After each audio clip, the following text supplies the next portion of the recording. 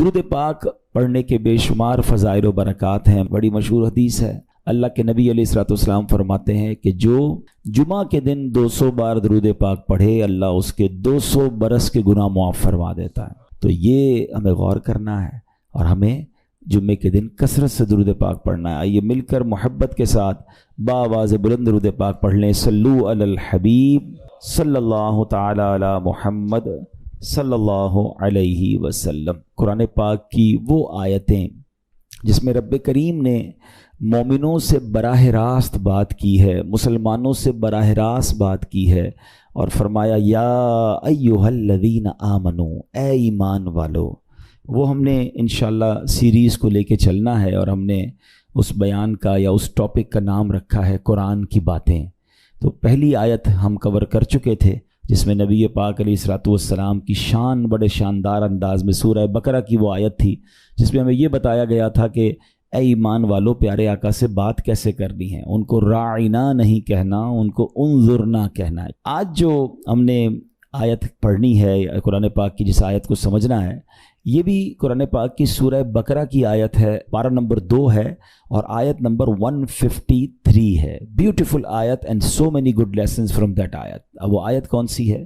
بسم اللہ الرحمن الرحیم، یا ایھا الذین آمنوا استعینوا بالصبر والصلاۃ ان اللہ مع الصابرین۔ ترجمہ اس کا کیا ہے؟ اے ایمان والو، صبر اور نماز سے مدد مانگو، بے شک اللہ صابروں کے ساتھ ہے۔ اب یہاں بہت خوبصورت باتیں ہمیں سیکھنی ہیں کہ صبر اور نماز سے مدد مانگو۔ قرآن ہمیں راستہ بتا رہا ہے کہ آپ کو ہیلپ چاہیے تو صبر اور نماز کے ذریعے آپ نے ہیلپ لینی ہے۔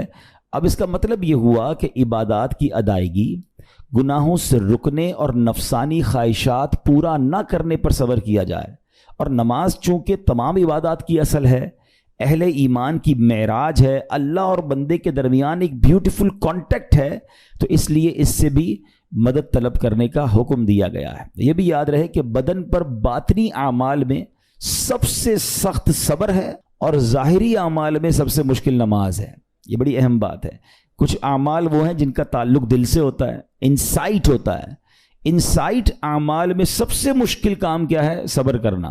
اور ظاہری عبادتوں میں، جسمانی عبادتوں میں سب سے مشکل کام کیا ہے؟ نماز پڑھنا۔ تو یہ 2 اہم کام دیے گئے کہ صبر اور نماز سے مدد چاہو۔ اچھا، اب ہم دیکھتے ہیں کہ صبر اور نماز سے مدد ملتی کیسے ہے، اور سرکار دو عالم صلی اللہ تعالیٰ علیہ وسلم کا اس میں کیا معمول تھا، اب ذرا سنیے گا۔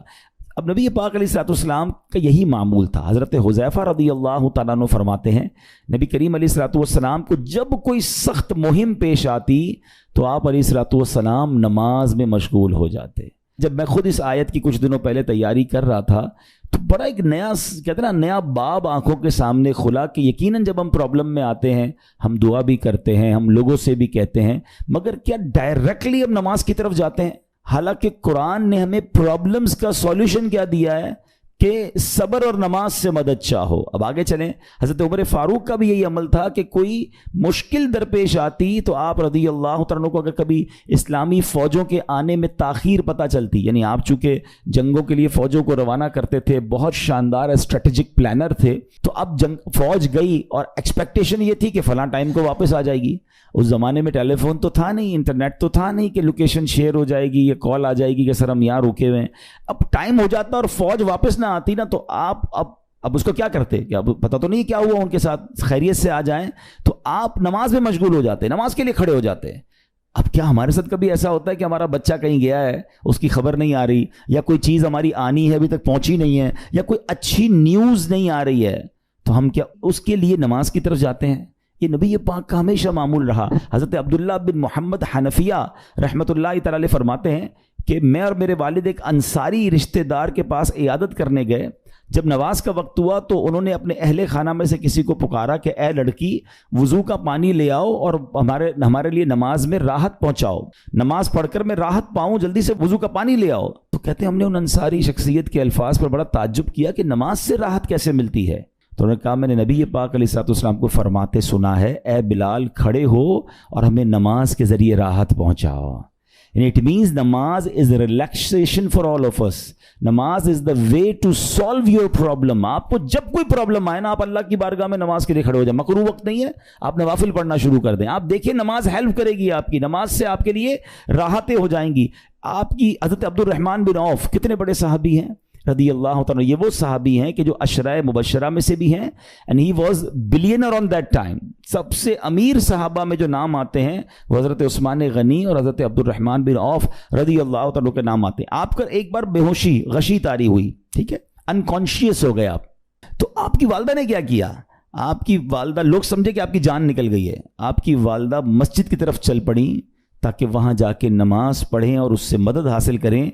जब हज़रत अब्दुल रहमान बिन औफ को होश आया ना, तो लोगों ने कहा कि आपकी तबीयत कैसी है? तो आपने कहा क्या मुझ पर गशी तारी हो गई थी हैं? तो कहा जी. तो कहते हैं बेशक मेरी बेहोशी में मेरे पास 2 फरिश्ते आए और कहने लगे तुम चलते नहीं कि हम तुम्हें खुदा की बारगाह में ले जाएं और तुम्हारे बारे में फ़ैसले लिए जाएं. दूसरे फरिश्ते ने कहा इन्हें लौटा दो, ये उन अफराद में से है जिनके लिए इनकी माओं के पेट में ही सादतमंदी लिख दी गई थी और अनकरीब अल्लाह ताला इनके ज़रिए इनकी औलाद को जब तक चाहेगा नफ़ा देगा.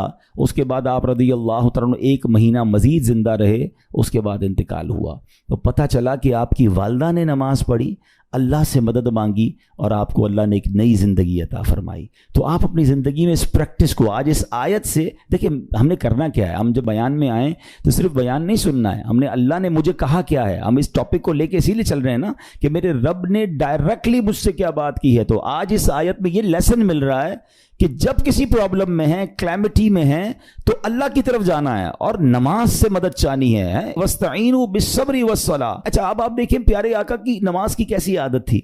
बादल गरजते थे, आंधी चलती थी, है किसी बुरी खबर की इतला आ रही होती थी, नबी पाक नमाज की तरफ चले जाते. अच्छा, आप मुझे बताएं नमाज इस्तिस्का क्या है? बारिश नहीं हो रही है, प्यारे आका नमाज पढ़ा रहे हैं.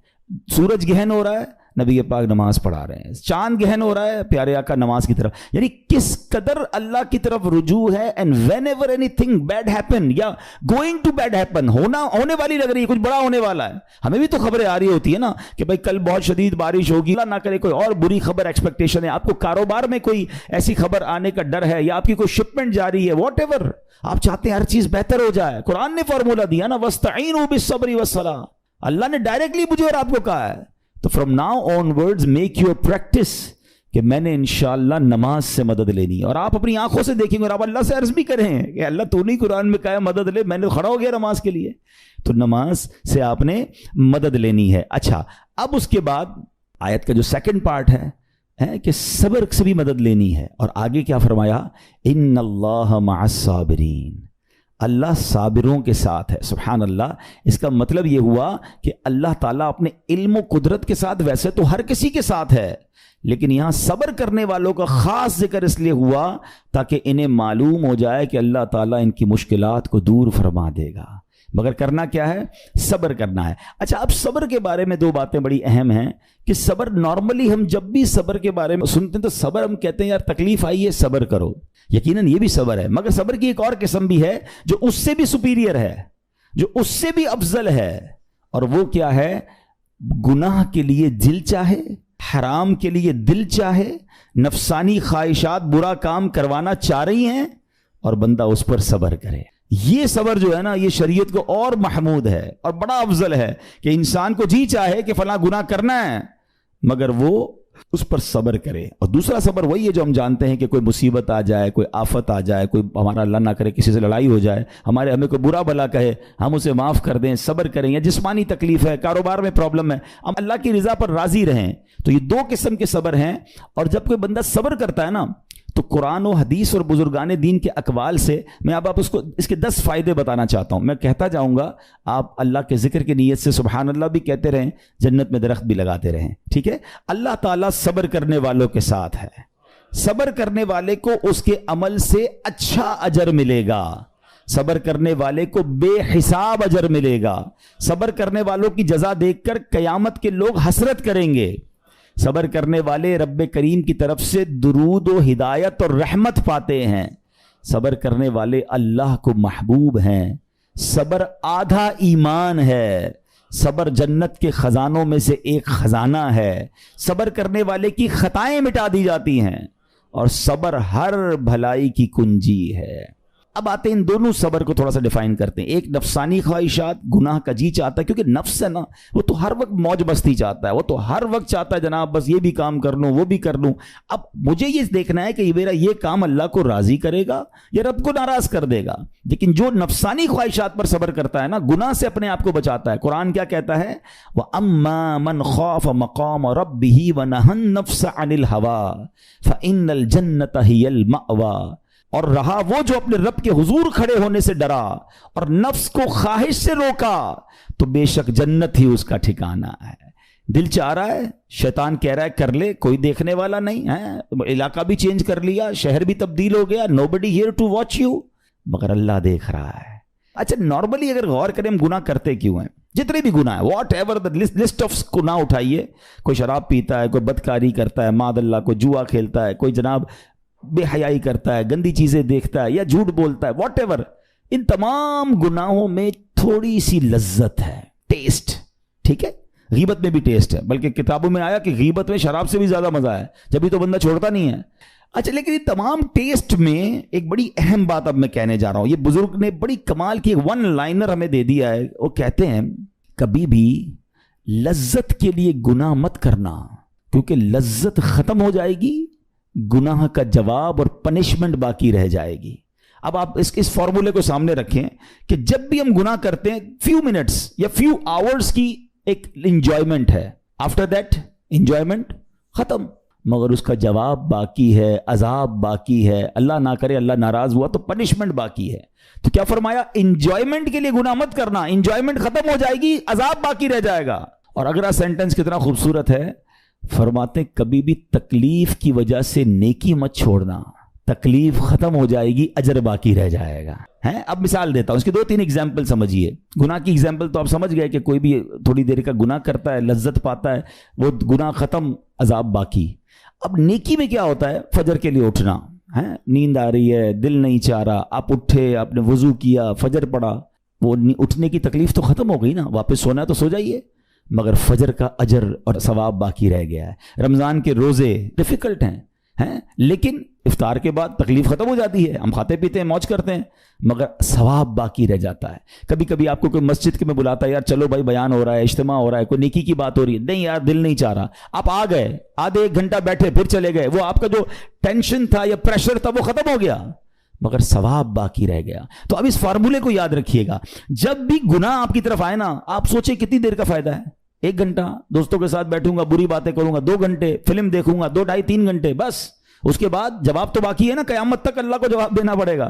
نہیں یار مجھے انجوائمنٹ کے لیے گناہ نہیں کرنا ہے۔ اور جب کوئی نیکی کا کام آئے اور آپ کو لگے یار دل نہیں چاہ رہا، مزہ نہیں آ رہا، بوریت ہوگی، چھوڑنا یار، تو بندہ سوچے کتنی دیر کی نیکی ہے؟ آدھے گھنٹے کی، 1 گھنٹے کی، بس 2 گھنٹے کی، اور ثواب باقی رہ جائے گا۔ Let's do it. اگر یہ بات سمجھ آ گئی نا آپ کو تو انشاءاللہ دیکھیے گا گناہ سے بچنا اور نیکیاں کرنا آسان ہو جائے گا۔ تو اب کیا فرمایا قرآن نے کہ جس نے اپنے نفس کو روکا، کیا خوبصورت آیت ہے، وَأَمَّا مَنْ خَافَ مَقَامَ رَبِّهِ وَنَهَى النَّفْسَ عَنِ الْهَوَىٰ، اور رہا وہ جو اپنے رب کے حضور کھڑے ہونے سے ڈرا اور نفس کو خواہش سے روکا تو بے شک جنت ہی اس کا ٹھکانہ ہے۔ اور ایک اور جگہ کمال سے فرمایا وَلِمَنْ خَافَ مَقَامَ رَبِّهِ جَنَّتَانِ، مبارک ہو ان کو جو اللہ سے ڈرتے ہیں نا، صبر کرتے ہیں، گناہ نہیں کرتے، رک جاتے ہیں۔ قرآن کہتا ہے جو اپنے رب کے حضور کھڑے ہونے سے ڈرے اس کے لیے 2 جنتیں ہیں، 1 نہیں 2 جنتیں ہیں۔ سورہ رحمان کی آیت ہے۔ تو پتا چلا کہ نفس کو روکنا یہ آسان بھی نہیں ہے، ہاں دل بہت چاہتا ہے، مگر یہ صبر جو ہے نا، ان اللہ مع الصابرین کا جو معراج ہے، جو ٹاپ آف دا لسٹ صبر ہے، وہ یہ صبر ہے۔ اچھا اب آتے ہیں ایک اور صبر کی صورت کہ اب آپ کو کسی نے غصہ دلا دیا، برا بھلا کہا، یا آپ کے مزاج کے خلاف بات ہو گئی، اب آپ نے روکنا ہے اپنے آپ کو، اب غصے کا اظہار نہیں کرنا، لڑائی نہیں کرنی، گالی کا جواب گالی، اینٹ کا جواب پتھر، انگریزی کا مقولہ ہے نا ٹٹ فور ٹیٹ، جیسے کو تیسا، یہ ہماری شریعت ہمیں نہیں سکھاتی۔ اچھا آج کل کسی کو کہو نا یار آپ کیوں یار لڑائی کر رہے ہیں، بھائی میں جواب نہ دوں تو لوگ سمجھیں گے کمزور آدمی ہوں، مجھے اپنا روب بھی تو رکھنا ہے، میں بھی تو پتہ چلے کون ہوں، اپنا بتاؤں تو صحیح کون ہوں۔ سچی بات پتہ ہے کیا ہے، جو ٹٹ فور ٹیٹ کرتا ہے، گالی کا جواب گالی سے دیتا ہے نا، وہ واقعی بتا دیتا ہے وہ کون ہے، وہ اپنا تعارف کروا رہا ہوتا ہے کہ یہ بھی ایسا ہے میں بھی ویسا ہی ہوں۔ او بھائی اچھا پھر ایک اور عجیب جملہ بڑا مشہور ہے آج کل، جناب ہم شریف کے ساتھ شریف ہیں، ہم بدماش کے ساتھ بدماش ہیں۔ مجھے آج تک سمجھ نہیں آئی یہ کون سا بٹن لگا ہوا ہے آپ کے اندر کہ شریف کے ساتھ آپ شریف ہو جاتے ہیں، بدماش آتا تو آپ بھی بدماش ہو جاتے ہیں۔ جناب والا شریف آدمی شریف کے ساتھ بھی شریف ہوتا ہے، بدماش کے ساتھ بھی شریف ہوتا ہے، جب بھی تو وہ غلط آدمی اچھا ہوگا نا۔ نبی پاک علیہ الصلوۃ والسلام نے گالیاں سن کر دعائیں دی ہیں، پتھر برسانے والوں کو بھی دعائیں دی ہیں، مگر ہم تو تیار ہی رہتے ہیں یار میں بتاؤں گا اس کو میں کون ہوں، ایک گالی دی ہے میں اب اس کے ساتھ پشتوں کو گالیاں دوں گا، تو پھر آپ بھی ویسے ہی ہو گئے نا جناب۔ حدیث پاک کیا ہے؟ ہو از مور اسٹرانگر، ہو از مور پاورفل۔ اللہ کے حبیب علیہ الصلوۃ والسلام فرماتے ہیں کہ بہادر وہ نہیں، یہ بخاری شریف کی حدیث ہے، بہادر وہ نہیں جو پہلوان اور دوسرے کو پچھاڑ دے، بلکہ بہادر وہ ہے جو غصے کے وقت اپنے آپ کو قابو میں رکھے۔ اصل بہادری یہ ہے۔ تو اگر آپ نے واقعی صبر سے مدد لینی ہے، ان اللہ مع الصابرین کا مجدہ لینا ہے، تو بدلے نہیں لینا ہے، معاف کرنا ہے۔ ذرا مل کر میرے ساتھ شب قدر کی دعا دہرائیے گا، اللہم انک عفو کریم تحب العفو فاعف عنی، اللہم انک عفو کریم تحب العفو فاعف عنی، اللہم انک عفو کریم تحب العفو فاعف عنی۔ What is the meaning? اس دعا کا معنی کیا ہے؟ اللہم انک عفو، اے اللہ تو معاف کرنے والا ہے، تحب العفو معافی کو پسند کرتا ہے، فاعف عنی اللہ مجھے بھی معاف کر دے۔ ہم کیا کہہ رہے ہیں اللہ سے؟ اللہ مجھے معاف کر دے، میرے سارے اگلے پچھلے گناہ معاف کر دے۔ مگر دیر از اے کوسچن، آپ نے معاف کر دیا سب کو؟ بندہ کہتا نہیں میں تو انتظار میں بیٹھا ہوں، میں تو موقع کی تلاش میں، بس موقع ملے پھر بتاؤں گا میں کون ہوں۔ ہاتھ میں آ نہیں رہا بندہ، ٹرائی کر رہا ہوں کسی جگہ آ جائے، بس کوئی اس کے پیسے ویسے آ جائیں، کوئی اس کا معاملہ میرے پاس آ جائے، بس پھر دیکھو کیا کرتا ہوں۔ بیٹھے اس انتظار میں بیٹھے بہت سارے لوگ، کمال ہے یار، یعنی دشمنیاں پالی ہوئی ہیں، رشتہ داریاں کاٹی ہوئی ہیں، دوستوں کے پاس جا نہیں رہے ہیں، میاں بیوی میں لڑائی ہے، ایک سوری کے لیے بیوی گھر بیٹھی ہے، وہ کہتی شوہر سوری کہہ دے تو میں آ جاؤں گی، شوہر کہتا ہے بیوی معافی مانگ لے تو میں لے آؤں گا۔ ارے بھائی کوئی بھی آگے بڑھ کے معافی کر لو بھائی، اللہ سے معافیاں مانگ رہے ہو، بندوں کو معاف کرنے کے لیے کوئی تیار نہیں ہے۔ مجھے خود بتائے نا یہ کیسی دعا ہے کہ اے اللہ تو مجھے معاف کر دے، میں نے کسی کو معاف نہیں کرنا، یہ بنتی ہے دعا؟ اللہ سے پتہ ہے کیا کہیں؟ اے اللہ میں نے بندہ ہو کر تیرے سارے بندوں کو معاف کر دیا ہے، تو سب سے بڑا معاف کرنے والا ہے نا، اللہ تو بھی مجھے معاف کر دے۔ Look at the way to talk, یہ مزہ ہے نا بات کرنے کا، پھر دعا کرنے کا لطف بھی آئے گا آپ کو۔ تو دشمنیاں نہ رکھیں، غصے پر قابو پائیں، معاف کریں۔ ایک حدیث سن لیجئے، لرزا دیتی ہے، ڈرا دیتی ہے۔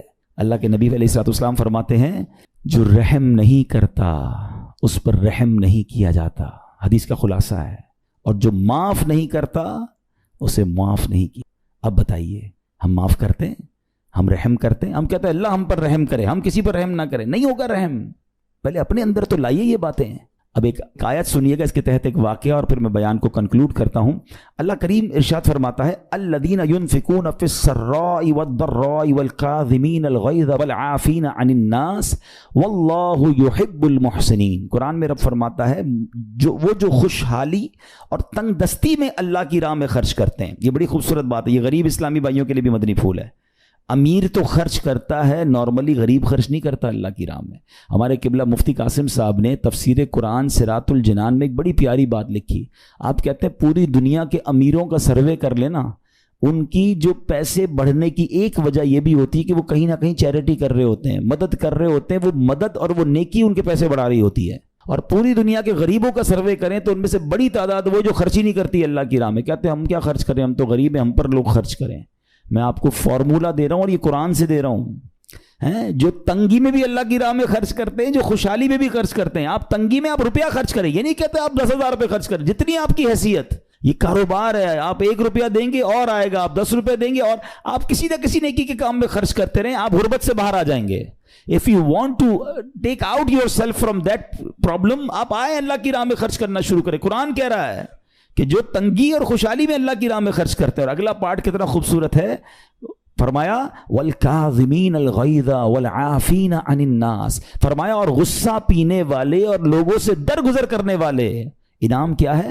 واللہ یحب المحسنین، اور اللہ نیک لوگوں سے محبت فرماتا ہے۔ اور پھر ہاں زندگی میں کلیمٹیز، پرابلم، بیماریاں، مشکلیں، قرآن خود کہتا ہے کہ من قریب تمہیں آزمائیں گے، کبھی بیماری آئے گی، کبھی بھوک آئے گی، کبھی مال کم ہو جائیں گے، کبھی ڈسٹربنس آئے گی، خوف آ جائے گا، تو بی ریڈی فار دیٹ، صبر کرنا ہے، کیونکہ اللہ نے فرمایا وبشر الصابرین، صبر کرنے والوں کے لیے خوشخبری ہے۔ تو اللہ کرے کہ یہ بات ہمیں سمجھ آ جائے اور ہم اس آیت پر عمل کرنے والے بن جائیں، تو زندگی बड़ी आसान हो जाएगी। यहाँ एक मैं अकीदे की बात भी क्लेरिफाई कर दूँ। कुछ लोगों को बाज़ औक़ात कन्फ्यूजन होती है या लोग कन्फ्यूजन क्रिएट करते हैं। मुझे एक बात बताइएगा कि अल्लाह क्या कह रहा है, वस्तईनु बिस्सब्रि वस्सलाह, ऐ ईमान वालो सब्र से और नमाज से मदद चाहो। क्या सब्र और नमाज खुदा हैं? बताइए, नहीं है ना, अल्लाह तो नहीं है। हम सब्र और नमाज की इबादत तो नहीं करते। तो जब कुरान कह रहा है कि सब्र और नमाज से मदद मांगो, तो गैरुल्लाह से मदद मांगने का दर्स तो हमें कुरान दे रहा है। तो इसका मतलब ये हुआ कि अल्लाह के सिवा किसी चीज़ से या किसी शख्सियत से मदद लेने का मकसद ये नहीं होता कि हम उसकी इबादत कर रहे हैं। अगर आज के दौर में कोई अल्लाह के नबी से कहता है कि या रसूल अल्लाह ही उन्जुर हालना, या भर दो जोली मेरी या रसूल अल्लाह, तो यहाँ कोई शिर्क की बात नहीं है। क्योंकि यहाँ ये नीयत नहीं है कि हम उनको खुदा मान रहे हैं, या ये भी नीयत नहीं है। एक अकीदा क्लियर कर देता हूँ, पूरी दुनिया में आशिकान रसूल का यही अकीदा है कि कोई नबी, कोई सहाबी, कोई वली अपनी तरफ से किसी को कुछ नहीं दे सकता। वो सब रब के मोहताज हैं। अल्लाह किसी का मोहताज नहीं है। जो अल्लाह का है वो उसका अपना है। हाँ, अल्लाह ने अपने मखसूस बंदों को कुछ अताएं की हुई हैं, कुछ पावर्स दिए हुए हैं। वो अल्लाह की अता से अगर किसी को तकसीम करते हैं तो इसमें कोई प्रॉब्लम नहीं है। कुरान कह रहा है, ए ईमान वालों सब्र और नमाज से मदद चाहो। यहाँ एक और बात समझनी है, दुनियावी तौर पर भी क्या होता है कि आप किसी, कोई बॉस होता है अपने किसी मैनेजर को पावर ऑफ अटॉर्नी दे देता है कि ये तुम्हारे पास इस प्रॉपर्टी का पावर है, तुम्हारे पास फलां चीज़ का पावर है। वो उस पावर के बिहाफ पर वो काम कर देता है, मगर कोई ये नहीं कहता कि he is the owner, actually he have attorney, he have power of attorney. बिल्कुल हमारा भी अकीदा ये है कि अल्लाह ने अपने कुछ मखसूस बंदों को, अपने प्यारों को कुछ इख्तियारात अता फरमाए हैं, और जब वो उन इख्तियारात पर अमल करते हैं तो एक्चुअली वो अल्लाह ही की अता है। हाँ, दुनिया में अगर कोई ये समझता है कि कोई शख्सियत या कोई बुजुर्ग या कोई अल्लाह वाले अपनी तरफ से देते हैं, रब का इसमें कोई दखल नहीं, तो ये शिर्क है, ये बात दुरुस्त नहीं है।